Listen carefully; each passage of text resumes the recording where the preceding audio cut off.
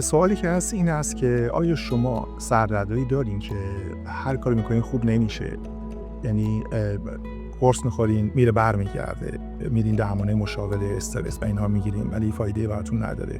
این موردی است که ما خیلی توی کلینیکمون باش مواجه میشیم. کسانی میان به عنوان درمان دیگه ولی وقتی اینا تو شرایط اولیه‌اش رو گزارش میکنن ما میبینیم که این مورد اصلا موردی هست که مربوط به ماساژ تراپی است و مشکلاتی هست که روی شونه عضلات کتفشون دارن و اینا باعث سردردهای مزمنشون میشه.